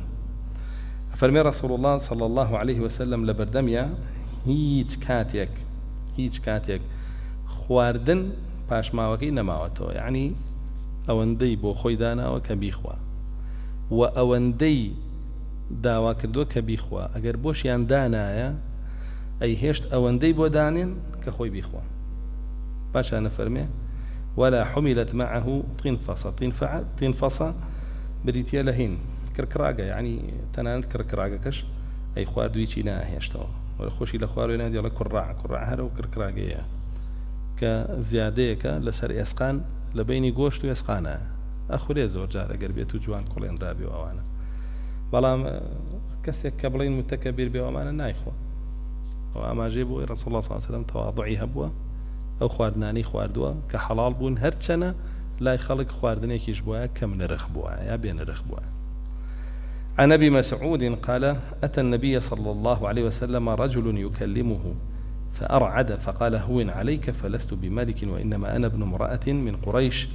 كانت تأكل القديد. أفرمي أبو مسعود بدري پیاوێک هاو بەلای رسول الله صلى الله عليه وسلم یەکەم جاری بوو ببینێ. ئەفەرمێ کە رسول الله بینی صلى الله عليه وسلم لە بەردەمیە كوت لەرزین يعني ترسا هيبتي رسول الله صلى الله عليه وسلم ترساندي. طبعا رسول الله صلى الله عليه وسلم هيبتي هبو إنسان خوي چاکە کار بێ ئۆتۆماتیکی الله سبحانه وتعالى هيبتي پێدا. بۆیە شافعية فەرمێ من هاب الله هابه كل شيء. فەرمێ هەر کەسێ هيبتي الله لا بێ الله جل جلاله ئەوەنە هيبتي پێدا لە دڵی هەموو کەسێکە هيبتي هەبێ. ومن لم يهب الله هەر کەسێکیش هيبتي الله لا نەبێ هاب من كل شيء.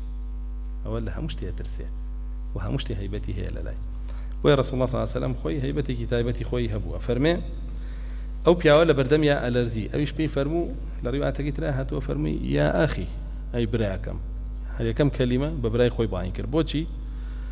وي يترتوزك بيتوسر خوي أو رسول الله صلى الله عليه وسلم أو بكسيه كم نازانه كواتا خوشي باخوي بكسيه كم نازانه هون عليك هي وربرو أنا لست بملك من ملك نيم جنديم هبيو ها هزيد ما مقدار ما بيو كمن بيني لبردم ما بلرزي بوش يلرزي ما ترس كسيك يوكو خوتم بقرا لو كم دريجي فرمي من كوري عفرتكم قديد يا اخوات ما قديد شيء گۆشت بوو خوێیان پێوا کرد ئەیاندا بەسەر بەردا دوایی وشکیانە کردەوە هەڵیانەگرت بەش بەشیان خوارد بۆ چونکە بەدایمی گۆشتیان نەبوو فەقیر حاڵ بوون هەر کەسێک قەدیدی بخواردایە بە ماڵە فەقیریان نەزانی بۆ چونکە ماڵی دەوڵەمەنەکان قەت قەدیدیان ناخوارد بەڵکو تازیجیان نەخوارد قەدید عکسی تازیجە تازیج یعنی گۆشتی تازە سەر بڕاو هەر بیانویسایە بووە لە بەردەمیانە حەیوانە سەر بڕایە بیان خواردە جا ئەم وەکو بڵێ پێڵێ من کوڕی ئافرەتێکی فەقیر حاڵ بووم نەک ئافرەتێکی دەوڵەمەن و پیاوێکی دەوڵەمەن پاشان فەرمێ عن أبي هريرة وأبي ذر قال كان النبي صلى الله عليه وسلم يجلس بين ظهراني أصحابه فيجيء الغريب ولا يدري أيهم هو حتى يسأل فطلبنا إلى النبي صلى الله عليه وسلم أن نجعل له مجلسا يعرفه الغريب إذا أتاه فبينا له دكانا من طين فكان يجلس عليه ونجلس بجانبه فرمي أبو هريرة وأبو ذر جرابي أنا توفرمي أنا رسول الله صلى الله عليه وسلم لنا وصحابة كان دانيش جلو برقي وكو جلو برقي أوان بو هيئتي وكو هيئتي أوان بو ولكوا شوين هبوا لا دانيشت عرشيكي نبو جيت سري ولا سر لهميان برستر بيتو ناوراستي نبو لا يسروي نبو بابتاني نبو بشيوية فرمي كيك لدروي مدينة هاو تماشايا كردين نيزاني كام رسول الله صلى الله عليه وسلم لنا بيانا ديار نبونا ناسرا أما نسعد أبو أما نخوب كم زان فرمي وتماني رسول الله صلى الله عليه وسلم زور كزيا نازاني كامتوي باش تيكي تايبة بو دروس كين خلق بو ناسينتو فرمي دكانك مان بو دروس كل لقرد دكان چيا سكويكا بتنيش ديوارك ولا قرد دروس سكري قنفه وانا نيه شتيكي لو بابته دروس سكري او سا دروس يعني كده وسكوي وشتيان لسر عرضك اكرد بيانو دكان لواتو ماشي او دكان وقشقوليه ناري بلام دكان اوا خوي لزماني عربي او سكويك ولا قرد دروس سكري ولا سري داني شي وخلقش لتنيشتي وداني شي يعني اونيه بس بويا كذبه اگر بويا كذبه بيتو بكرسي بس كو ببو بدكان بيبا خلق خەڵکێکی ژەبینی زۆر لە جێگایەکە کۆ بۆ تۆمی بەڕیز دانیشتووە ها ئەو سەبا بە پیرانی ئەو دوکان و بازارە چێ لە یاداوناوە دەی لاچن لەوێ بڕۆنەوە لەو دوکانە لەوە هاتووە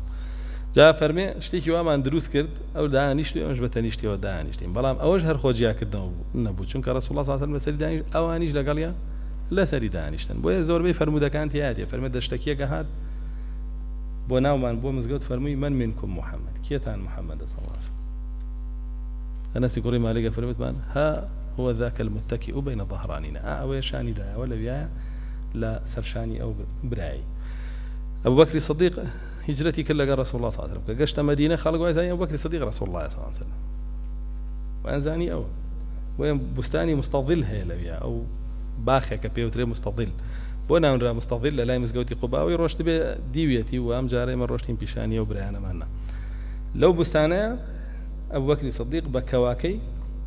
سێبەرەکە بۆ ڕەسوڵ الله صلی الله علیه و سلم بۆی خەڵک بزانێ ئەو ڕەسوڵ الله یو معنای ئەوەیە هیچ شتێکی گیانە بۆ لەگەڵ ئەبوو بەکری سەدیق کە پیاوێکی ئاسایی بۆ لە مسلمانان کە خەڵک وازانێ ئەبوو بەکری سەدیق ڕەسوڵ الله صلی الله علیه و سلم ئەوەی بۆ کا بۆی خەڵک بزانێ ئەوە بۆی ئەو بستانەشیان ناو بستانی مستەظل باشا فرمي عن عائشة قالت قلت يا رسول الله كل جعلني الله فداك متكئا فإنه أهون عليك قالت فأصغى برأسه حتى كاد أن تصيب جبهته الأرض ثم قال لا بل آكل كما يأكل العبد وأجلس كما يجلس العبد طبعا فرموديك يا ناويتي بو سند ضعيفة كعائشة خاتون برسياري ليبكا بلام خوي هاتوا إنما أنا عبد آكل كما يأكل العبد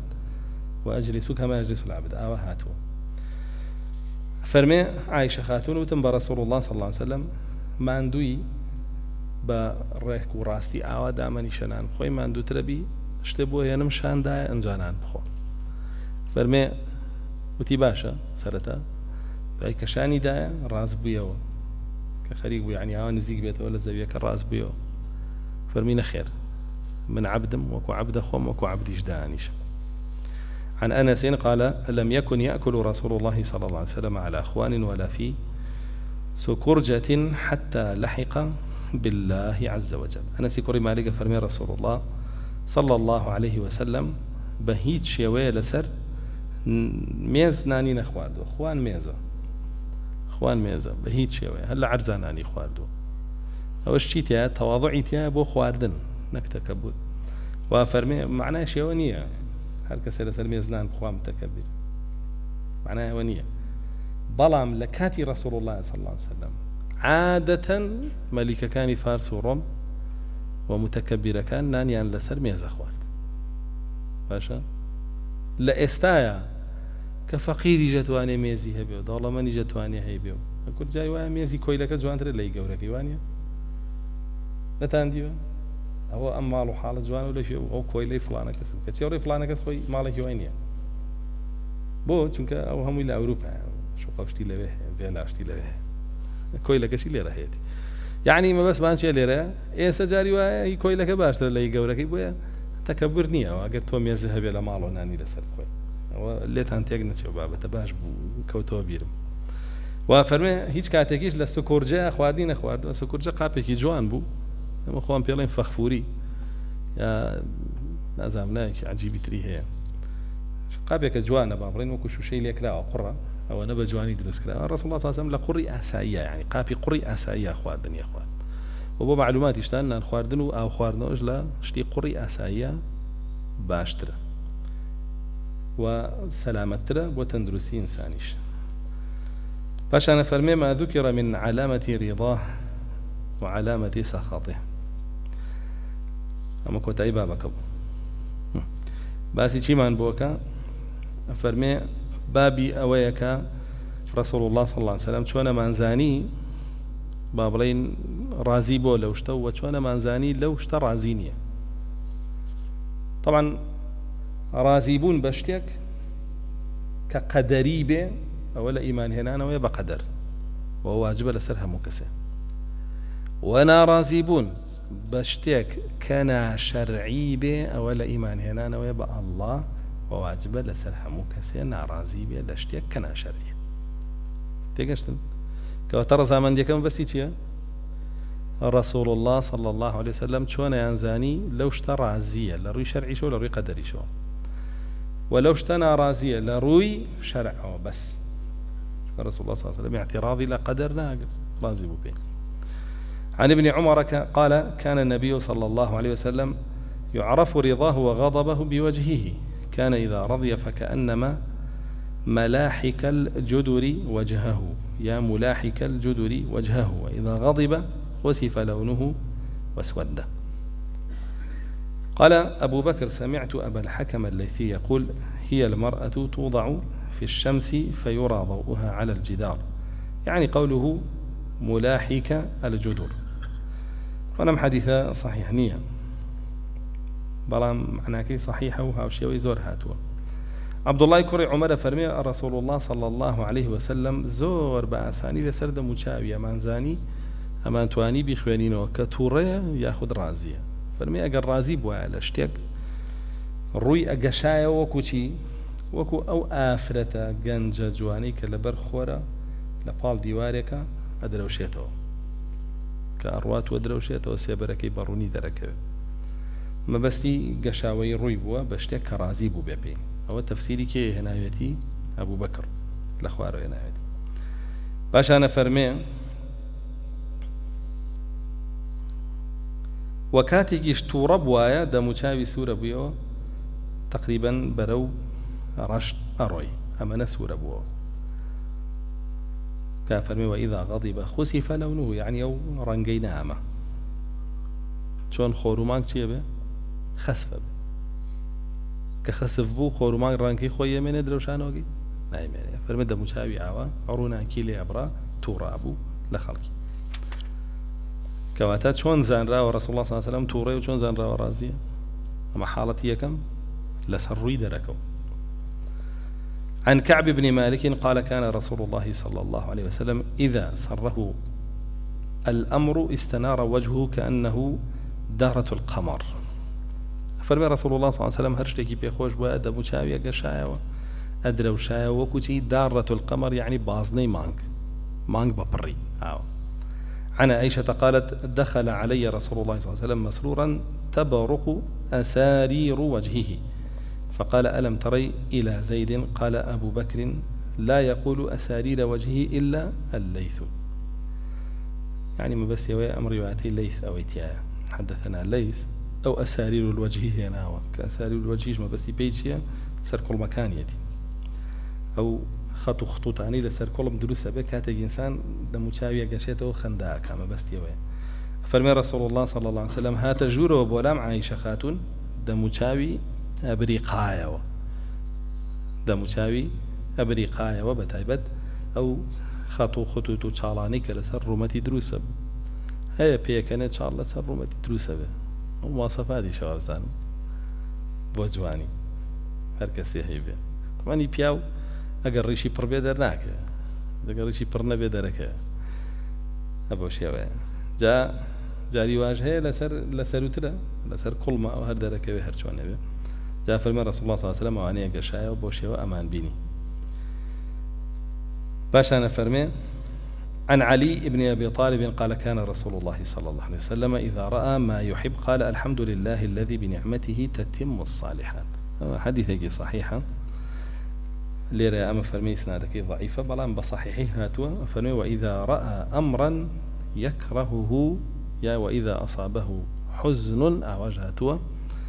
قال الحمد لله على كل حال. تتمي حديثك آوايا. فرمي رسول الله صلى الله عليه وسلم شتيكي بديا بي خوش بوايا ضل خوشي بكردايا نعمته بوايا بوشي فرمو هرشي سفاس وستعيش أبو الله سبحانه وتعالى كبهوي أوويا بنعمتكاني أوويا همشتيكي باش أقاتا أو بري كمال. وأجر اشتكنا خوش بوايا بيبينيا أما طاوكري حديثك كبا صحيحاته أو نيهنا أي فرموشي الحمد لله على كل حال هرشي سفاس وستعيش أبو الله سبحانه وتعالى لها محالتك. باشا أنا فرمي سمعت ابن مسعود يقول شهدت من مقداد مشهدا لأن أكون أنا صاحبه أحب إلي مما في الأرض من شيء. قال كان رسول الله صلى الله عليه وسلم إذا غضب احمر وجهه. عبد الله كري مسعود فرمي لمقداد كري أسود حالتك بينيوه بيم خوش بو هرچیشتی سەرزەویە ئەگەر هی من بێ بیدەم بەزەو حاڵەتە لە منە هەبێ ئەویشتی بوو ئەو شتە رسول الله صلى الله عليه وسلم ئەگەر شتێکی پێ ناخۆش بووە دەموچاوی سوورە بووە مقدادی جواب وبس يوي لو طبعها لوج. عن أم سلمة قالت كان رسول الله صلى الله عليه وسلم إذا غضب أحمر وجهه أو هاتوا لرواية تريشان كأنه فتق في وجهه حب الرمان تربوا على اشتيا دموچاوي سورة بويا أو ودن كهناري بياتقيو. عن أبي موسى قال سئل رسول الله صلى الله عليه وسلم عن أشياء كرهها وأكثر عليه غاضبة فلما رأى عمر غضب وجهه قال إنا نتوب إلى الله عما كره. أم حديث دور دريج الترتيب ميه فرمي رسول الله صلى الله عليه وسلم جاري كان بابلين برسياريان زور ليكرت خلق سري خستسر برسيار لسر برسيار برسيار لسر برسيار طبعا هو حرام لهر كسي كيف لرسول الله عجبه نقل منه أمو خلقي واهي وازاني تويتر جوجلي داتني 500 برسيار بسريك وليك كبخوات طاقتيني لا جوجلي شاخويا او ابقرا دسيك اقرا عربيش بزاني نابي باب عمر كوري خطاب فرمي كبيني رسول الله صلى الله عليه وسلم زور برسياري لي كانوا توربوا فرمي توبه كاين وقرينو بلاي الله او خوي برسياري نكردو بس بو وايود بو يتردس هالقرن لا برسيار كردن طبعا فرموده هاتوا كرسول الله صلى الله عليه وسلم دعا فرمي انما اهلك من كان قبلكم كثرة مسائلهم على انبيائهم ومتكاني ايوه بهوي چه ولا ناوچون ومتكاني بيجوا زور برسيار كردنيان لا پیغمبرانيان بو زور برسيار كردن باجنيه انسان بات ناو تنطعوا ولنابيه با ما قرشتك ضرور به وحساس به وحكمك يقلع كراوه به نك برسيارك به بو امتحان ياخذ برسيارك به ويبيست بوشته به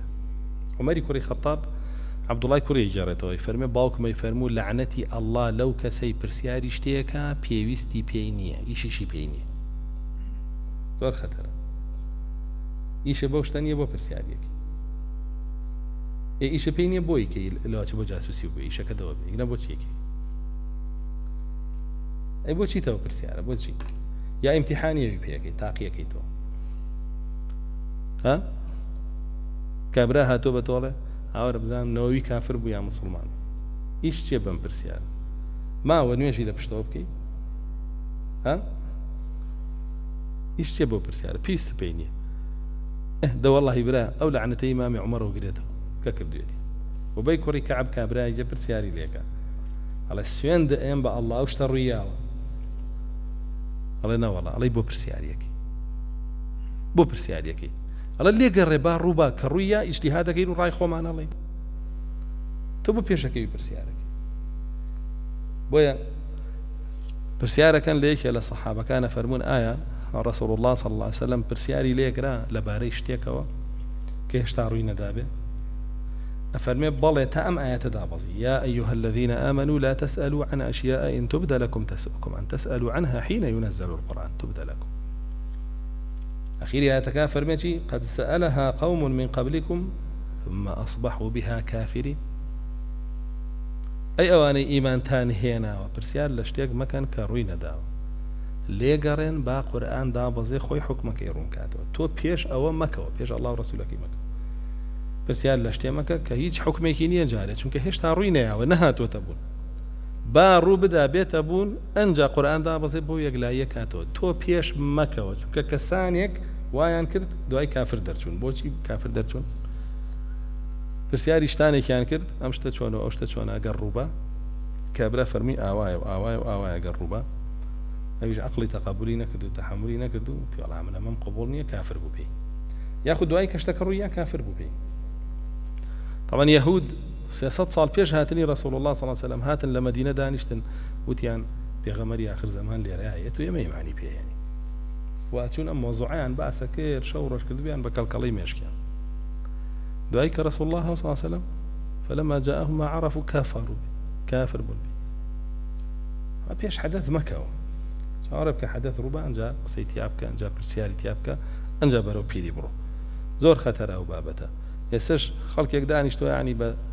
خوي حازرك او مهدي ليمن دركوتو ولا كيو كان اتهامي ولا كوي ولا كوي وخوي حاضر كردو هيا بحسابي خوي تشاكوشتيشي كريو واخوي حاضر كردو لا انا بيتيش سيرك يدجي بوسي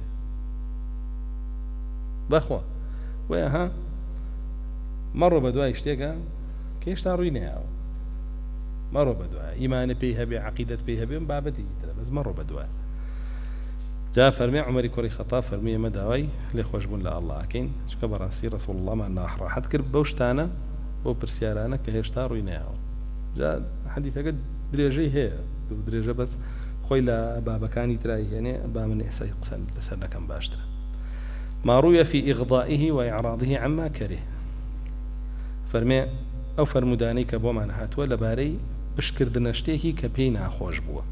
كرقي لي بو إغضاء أو شتيك رقي رسول الله صلى الله عليه وسلم هل أساند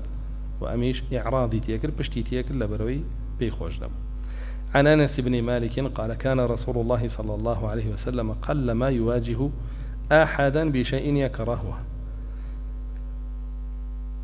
فقرب إليه صحفة فيها قرع وكان يلتمسه بأصابعه فدخل رجل عليه أثر صفرة فكرهه فلم يقل له شيئا حتى خرج فقال بعض القوم لو قلتم لهذا أن يدع هذا يعني الصفرة يعني الصفرة. أنس كري مالك فرمي رسول الله صلى الله عليه وسلم طبعا حديثك ضعيفة صحيح نية فرمي رسول الله صلى الله عليه وسلم هيج كاتيك بشتيك روبروي كسيقنا أبوه كرقي ليبه أوشتا يعني شيء أم بشي حديثك صحيحة هرجيز رسول الله صلى الله عليه وسلم شتيكي ناكر رقي خلق هستاني كايزاني وشتي بينا خوشا نيكر ني أوت ني أنوان بدياريه يعني إنسان بينا بيشاوي خود كسيك مان هي بينا خوشا تو بونا وبانجي كي بيبيني هر آورا فلان اكسر تو توريك تورا كدني خلقيش معصيت يا كسيك هي بينا خوشا تو كبينيت دەست لەو جێگای بی یا پیاکێش یا دەست بۆ جێگارە بینی یەکە دەست بۆ وێ بیت و بە ئاواکێش یا پێی ناخۆشە تۆ سوعبەتی لەگەڵکەی کاکە سوعبەتی نییە لەگەڵ تارە بینی خاتە ئەوە سەیری ئەوە بکە ئەوش سەیرەکە هیچ نییە وەڵاوە گاڵتەم کرد چی بکە ئەوە ڕەوشتی ڕەسوڵ الله نییە خەڵک ناڕەحەتکە یاخودا لە دەرسا دانیشتیتەوە مۆبایلەکەی لێە وڵی زەلاوی تیا دەدانە ساڵە لە مزگەوتەیە لە دەرس و لە نوێژ و لە هەموو شتێکا مۆبایلیشی پێەیە لێیە پێشمان وتووە چەندین جار ئامەنە گوێ پێنە بەخوا لە بەردەمیش تا جوابیاتەوە دەدانە ساڵە من لە مزگەوتم پێی ئەڵێم خۆم پێم وتووە خەڵک پێی وتووە بەوتار وتومانە یەک ئەوە نەگوێ نهات جوڵە ناکا لەسەرەوە یعنی باشە ئەمە هیچ ناشەرعیە کاکە من پێی ناڕەحەتە بم بۆ حەزەکەی ناڕەحەتم کەی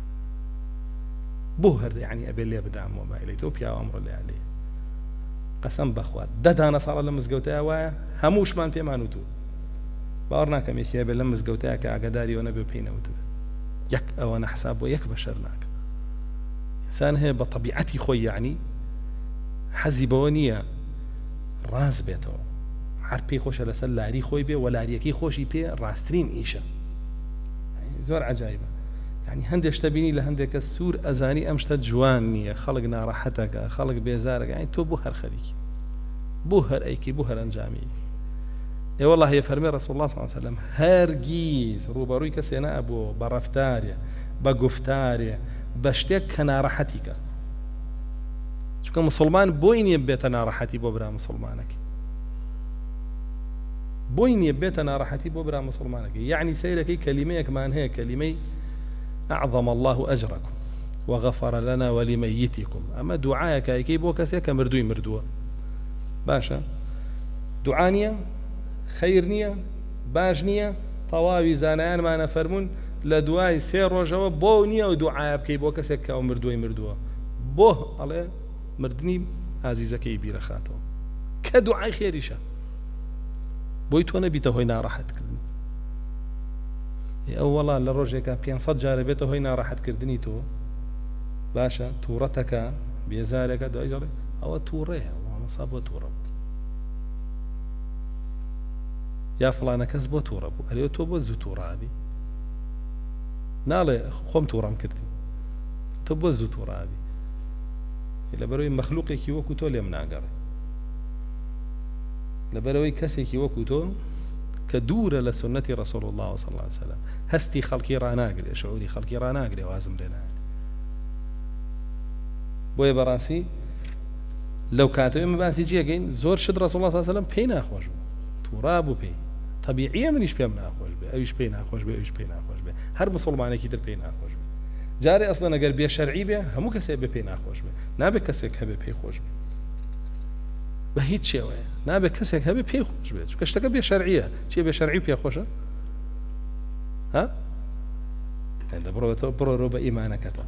ئەو بەشەی تری فەرموودەکە ضعیفەکە هێناوێتی بەزە و بەشەی صحیحە و باسمان کرد باشانە فەرمێ بسند كتري جنابيت يجر ضعيف. عن معاوية بن حكم قال صليت مع رسول الله صلى الله عليه وسلم فعطس رجل من القوم فقلت يرحمك الله، فرماني القوم بأبصارهم وضربوا بأيديهم على أفخاذهم، فلما رأيتهم يصمتونني لكني سكت. قال فدعاني النبي صلى الله عليه وسلم بأبي وأمي، ما رأيت معلما أحسن تعليما منه، ما ضربني ولا سبني، ثم قال إن هذه الصلاة لا يصلح فيها شيء من كلام الناس، إنما هو تسبيح وتكبير وتحميد. حديثك صحيحة. معاوية كري حكم يكيب لو صحاباني كهجرتي كردبوا بو حبشة كرسول الله صلى الله عليه وسلم هات مدينة صالق معه أوان هل حبشة ما بونهم وأو شێوازی نوێشکردنەی کە وەریان گرتبوو لە ڕەسوڵ الله صلی الله علیه وسلم ئەو نوێشکردنە بوو کە پێشەوەی هیجرەت کەن بۆ حەبەشە وەریان گرتبوو. ئەو کاتەش لە ناو نوێژە هەندێک قسە ئەکرا وەکو جوابدانەوەی سەلام بەدەم، وەکو کەسێ بپژمێ جوابی بیتەوە بڵێ یەرحەموکە الله، هاوە ئەوانە ئەکرا. جا فەرمێ لە حەبەشە هاتمەوە بۆ مەدینە، لە نوێژا بووم لە مزگەوتی ڕەسوڵ الله صلی الله عليه وسلم. صحابة كانيش للريزة همومان صحابيك بجمي من يجودم يرحمك الله. فرمي سيرم كردو أين يشكاتي صحابي مورم ليك ياخد بتشابك سير مكان تياني يبلي مورا بزا فرمي همي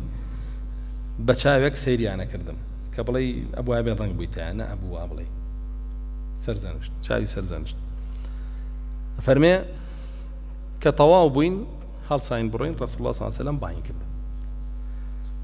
فرمي هیچ کەس منە دیوە بەقەر ئەو معلم بێ بەقەر ئەو بەڕێز بێ نە قسەی پێوتم نە لێشیدام، بەڵکو پێوتم طبعا رسول الله صلى الله عليه وسلم خۆی ناسێ ئەزانێ ئەمە تازە هاتووەتەوە ناو مەدینە، نازانێ کە قسەکردن لە نوێژە مەنع کراوە بۆیە قسەی کرد. بۆیە پێ فەرمێ ئەم نوێژە نابێ قسەی تیا بێ. چی بە قسەی خەڵک ناو برد؟ يرحمك الله، يرحمك الله ذکر نییە، دوعا نییە، بە قسەی خەڵک و قسەی دەرەوەی ناو نوێژ ناوی برد. وایە لا يصلح فيها شيء من كلام الناس، يعني قسەیەک پەیوەست نەبێ بە نوێژەکەوە ناتوانانی بیکەی. ئێستا فتوایان بۆ خەڵک ئەڵێن دوعا بە کوردی بکە، ئەو کەلامی ناسە چۆن نەبێ، چۆن نەبێ، ئەو کەلامی لۆغەیەکی تریشە ئەسڵا، ويرحمك الله عەرەبیشە، بۆیە نابێ لە دڵتا هەبێ قەی ناکە، بەڵام بەدەم ببێ بە کەلام نابێ، بەس لە دڵتا بێ ئەوە کەلام نییە، ئەوە کەلام نییە، بەس کە هاتە دەرەوە لە چیە زمانە ئەوە بە کەلام نابێ. فەرمی تەسبیح و تەکبیر و تەحمیدە. ئەبەو شێوە ڕەسوڵ الله صلی الله علیه وسلم فێری کرد. لێرەیە باس چیەکە سەحابەکانیش شتێکیان بدیایە پێچەوانەی سنت بووە پێیان ناخۆش بوو، بۆیە هەمویان بە چاوی سەرزانشت تەماشای معاویە کوڕی حەکەمیان کرد. پاشانە فەرمێ حدثني إسحاق بن عبد الله بن أبي طلحة عن عمه أنس بمامي كنا وبا إسحاقي كري عبد الله كري أبي طلحة، شو أبو طلحة دواي كري كبير أم سليم نبي عبد الله أبي. قال كان رسول الله صلى الله عليه وسلم قاعدا في المسجد وأصحابه معه، إذ جاء أعرابي فبال في المسجد، فقال أصحاب النبي صلى الله عليه وسلم مه فقال النبي صلى الله عليه وسلم لا تزرموه، ثم قال إن هذه المساجد لا تصلح لشيء من القذر والبول والخلاء، أو كما قال رسول الله صلى الله عليه وسلم. أنس كوري مالك فرمي دشتكيك طبعا فرمودي زور بنا وانغام تامي سوتان أو دشتكيك ديت لمزجوتا ميزكا، أما كردو أنا ببالغ بوي كيدر مزجوت كاولكو كسي شقينا بسرو نعم بقصبك يعني سدوان لا دسكن بشر شق من اللي راد درس الله مو حساب بو أم حديث عننا كان يخوين مو كباسي أخلاقي رسول الله كباريش هرواب وابو كومالي حديث ما نخوين دو باسي أخلاقي رسول الله صلى الله عليه وسلم دوان لا شر شق يعني قد دو جنجي جورا 15 صار 16 صار بما نتن وامكن زور بالطبيعي زور بهيمنيش أو دشتكيات مزجود ميزيكر يباشا كساقي نبو وبانكرا بيوترا جاري كوامك إيه خويا مجهر وامك إيه أنا أنجاو دشتكي نيزاي مزجود شيء لنا زاني أبو يقر بزاني مزجود شيء وبيا ميسكاتيا أو السكاتي بمزجود ناكا وكو مسلمان توبي قبولك نبي قبولك أبام حديثة يعني مزجود بيا بالتويلة کاول بێ کەسەقی نەبێ باشە باوەڕەکەن ڤیددیۆیان داناوە چەند مناڵە لە ڕیزی تەراویحە بە شەق بەربوونەتە لە سوشدە و لە ڕکوع ئاوزاو گەورەکانیش پارچیان بەرەکەیە خەڵگە مینوسێتی قەیناکە شتێکی اعتیادیە دەشتێکیە لە مزگەوت تامیزی کرد دەی قەسەم بەخوا ئاوا بڕوە وای لێ ئەعلەیان سەرخۆش شردیان ئەلەیان میزەکەن ئەیگەێنە ئەو ڕادێ ئەژڵێن تۆ نابێ هیچ بڵێ ئاواکەن لە مزگەوت بەم حەدیثە معنایەوەی تیانە کە تۆ طبیعی بێ هەموو شتێ لە مزگەوت تا بکرێت کو حەدیثە معنایەوەی تیانە چۆنەوەی لێ وەرەگری یادی بزانام لەکوێ ئەوەرن فقەهائی علامەی دەجاجی لە بزانام لەکوێ ئەم فقهەی لێ وەرەگرت ئەو فقهەیتیانە کە تۆ وەرەگرتووە هەموو شتێ لە مزگەوت تا بکرێت ئاسایی بێ بەلاتەوە باشە ئەفەرمێ دەشتەکیەک هاتە مزگەوتەوە یعنی چی دەشتەکیە وایە ئەسڵەن جارێک خەڵکی شاری مەدینە هەر نییە تا بزانێ مزگەوت چییە و ئیسلام چییە و پێغەمبەر صلی الله علیه و سلم کییە هاتە ناو مزگەوتەوە فەرمێ ڕۆژ لە سوچێکە میزی کرد رسول الله صلی الله علیه و سلم لە ناو مزگەوتەکەیە دانیشتووە لەگەڵ سەحابەکان صلی الله علیه و سلم ئەفەرمێ لە ڕیواتەکەی مسلم ئەفەرمێ فی ناحیة المسجد لە سوچێکی مزگەوتەکەیە یعنی دوور لە خەڵک خۆنە بێشەرم نەبووە بێتە ناویان و خۆی دەرخا و خۆی پیشانیان با بڵێەوە تامیزەکە ئەوە حەد دروست نییە لە هیچ حاڵەتێکە ئەفەرمێ خەڵکیش هاوڵانی رسول الله صلی الله علیه و سلم وتیان مەکە مە یعنی مەکە لە ڕیواتی ترە فەرمو هاتووە فەرمێ فصاح الناس عليه سەحابەکان دەنگیان بەرز کردەوە لەسەری بانگیان کرد هۆ کابرا و تۆ چیەکی چۆن شتی واکی رسول الله صلی الله علیه و سلم فەرمووی لا تزریموه مەیشکێنەوە میزەکەی ببڕێ وازی لێبێن يعني رسول الله صلى الله عليه وسلم يسا كوتوتا نيوان دو چيەوە دوو تاوانەوە تاوانێکیان فەزح کردنی کەسێک و حیا بردنیەتی وایە تاوانێکیشیان میزکردنە لە مزگەوتێکە ئەمەیان پەیوەندی بە کارامەتی ئینسانەوە هەیە وایە ئەوەشیان پەیوەندی بە پیسیەکەوە هەیە هێنرێتە مزگەوتەوە کامیان گەورەترە کارامەتی ئینسانەکە تێگەشتن لە بابەتەکە موازنەی کرد نەکڕێی پێ با تۆ بێ لە مزگەوت میزکەی باشە بۆ ئەکەن بە حەدیث و ئایەت هەرچی حرامە حەڵاڵ یەکەن پێی هەرچی شوێنە تێکی دەن پێی لە کاتێکە ئایەت و حەدیثەکە بۆ پاراستنی شوێنەکە هاتووە چی لەو ئایەتەکەی فی بویوت أذن الله أن ترفع ويذكر فيها اسمها چی لەو ئایەتەکەی ومن أظلم ممن منع مساجد الله أن يذكر فيها اسمه وسعى في خرابها میزی تێکەی سعى في خرابها نییە ها چی لەمانەکەی یعنی تۆ بەو حەدیثە ئایەتانە هەمووی لغاکەیتەوە بڕۆن مزگەوت کاول کەن میزی تێکەن بە عەقڵتان لەکوێیە چۆن ئاو حەدیثانە ئاوا لێکە دەنەوە بۆ خەڵک چۆن ئاوا حرمەتی مزگەوت ناهێنن لە لای خەڵک بەڕاستی ئەمە حرمەتی مزگەوت ناهێڵ لە لای خەڵک کە الله سبحانه وتعالى فەرمێ ڕێم داوە ئەو ماڵانە بڵند بن و ذیکری ئەڵڵایان تیا بکرێ نەک میزیان تیا بکرێ نەک شەڕ شەقیان تیا بکرێ نەک دەرس و نوێژی تیا تێک بدرێ لەکوێ هاتووە تۆ لەکوێ ئەمانەت هێنا ئەفەرمێ رسول الله صلى الله عليه وسلم کەرامەتی ئینسانەکەی پێش خست بەسەر چییە بەسەر تاوانی ئینسانەکەیە کە ئەنجامێت خودی رسول الله صلى الله عليه وسلم خۆی نییە فەرمێ ئەو کەعبەیە بەرد بە بەرد هەڵوەشێنی باشترە لەوەی ئینسانێکی مسلمان خوێن بڕێژی بەڵێ کەرامەتی ئینسان گەورەیە لای الله سبحانه وتعالى تەنانەت لە کەعبەش ئەفەرمێ فەرمووی کە تەواو و بانگی کرد یعنی لێی گەڕا وەڕووی دایەوە شتیوە یەکی کە بێ میسکا و هەر بڵێ قەیناکە لێی گەڕێن ڕووی نەدایەوە کە تاو بانگی کرد فەرمووی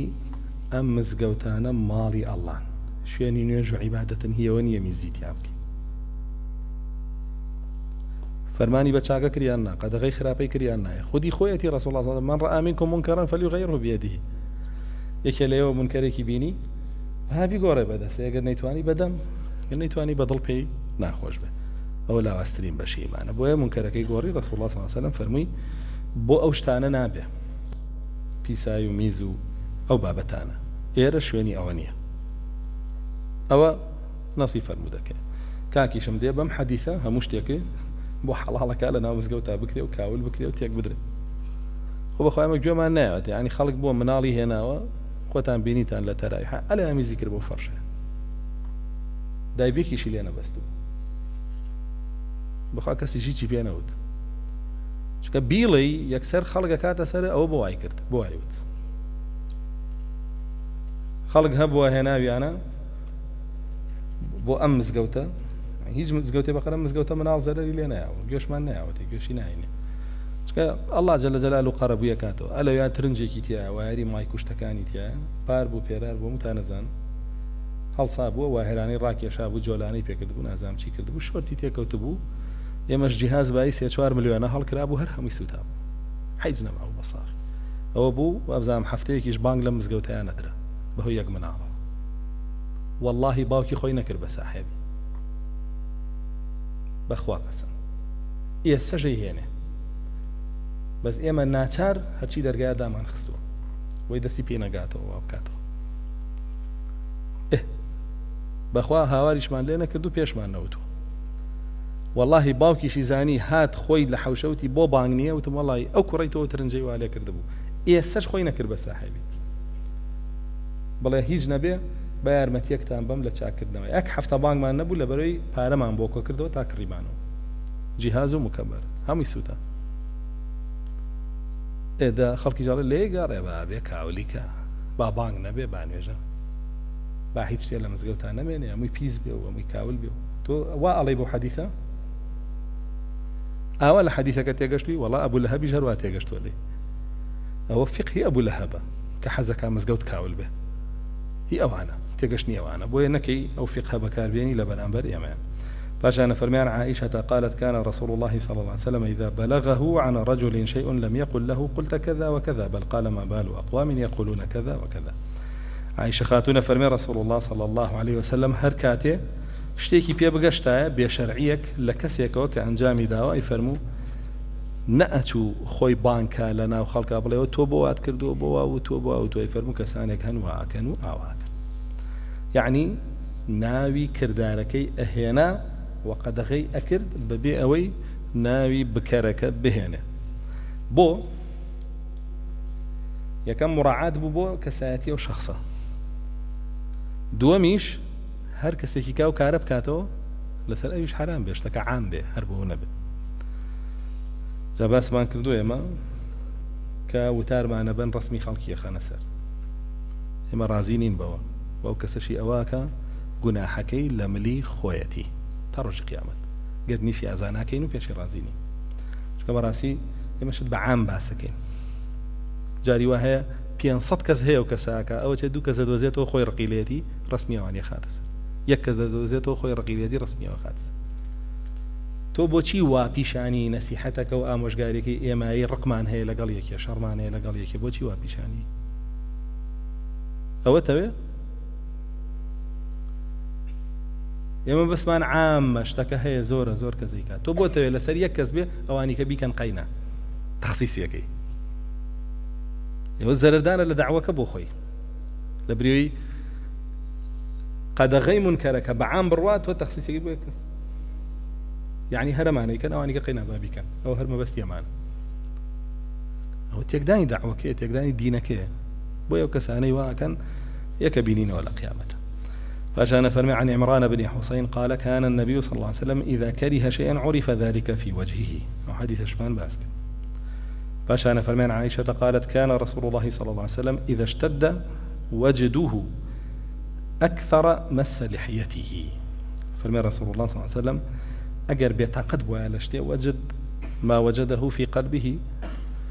من حزن وضيق صدر آوى تفسير كري هرشتك كلا صنيا هبي بطاقتي كردبه ناراحتي كردبه فرمي زور دسينا بريشيا كبطاقة أبو بي باشانا فرمي عن أنس قال كان النبي صلى الله عليه وسلم عند إحدى أمهات المؤمنين فأرسلت إحدى نسائه بقصعة فيها طعام فضربت يد رسول الله صلى الله عليه وسلم فسقطت القصعة فانكسرت فأخذ رسول الله صلى الله عليه وسلم الكسرتين فضم أحدهما إلى الأخرى ثم جعل يقول ويجمع الطعام فيقول غارت أمكم كلوا أنس كوري مالك رضا ورحمتي الله إليه فالمجاري كان رسول الله صلى الله عليه وسلم لا يكل خيزان كاني طبعا أنا زلي أمن عليك عمري ده صالة أم حديثة جارته أفرمي لا يكل خيزان كاني يعني أو کاتە سەرەی ئەو خێزانەی بوو لە لای بێ نانی دەسی ئەو بخوا شەو لە لای ئەو بمێنێتەوە فەرمێکە لە هاوسەرەکانی تری سینیە خواردنی بۆ نارد دیارە ئاگاداری ئەو مەسئلەیە نەبووە بە وردی قسمەت چییە و چی نییە فەرمێ سینیە خواردنی بۆ نارد بۆ ڕەسوڵ الله صلی الله علیه وسلم یعنی وەک وایە بڵێ تۆ خواردنەکەی ئەو مەخۆی من بخۆم ئەو ژنەی تریشی پێی ناخۆشە بێ من ئەم خواردنی حازر کردو قابلە بۆ کێ حازر کردو ئێمێردی خۆیەتی و هاتووە خواردنێکی دەستی بخواتەوە خواردنی بۆ نێری پێی ناخۆشە بێ فەرمێ کێشای بە سینی خواردنەکەی کەوتە خوارەوە شکا دیارە لە قوڕ بووە یا لە تەختە بووە فەرمێ ڕەسوڵ الله صلی الله علیه وسلم دوو پارچەکەی ئاوا نایەوە بەیەکەوە خواردنەکەی کۆ کردەوە سەری و ئەی فەرموو بە ئەنەسی کوڕی مالیک و دیارە بە منداڵەکانی تر کە لەوێ بوون ئەگەر حەسەن و حوسەین و ئەمانەشی لێ بوو بێ یاخود و مامی کچی زەینەب بووانە وەرن خواردن بخۆن دایکتان غیرەی کرد دایکتان غیرەی کرد يعني هستورا نبو فأكلوا فجلس رسول الله صلى الله عليه وسلم حتى جاءت الكاسرة بقصعتها التي هي في بيتها فدفعت صفحة الصحيحة إلى رسول الله صلى الله عليه وسلم وترك المكسورة في البيت التي كسرتها فرميت الدانيش تنان يعني خوار أو آفرتي يعني أو خزاني رسول الله صلى الله عليه وسلم كقابكيش كان بو قابكي صافينا داينا تيو بنير نوبو هاو سركي تري رسول الله صلى الله عليه وسلم وخوي بابلين لا تكي هلقر باتشكاوكا حديثك ضعفيتها بلان سندي تريه وقعت بلي حسن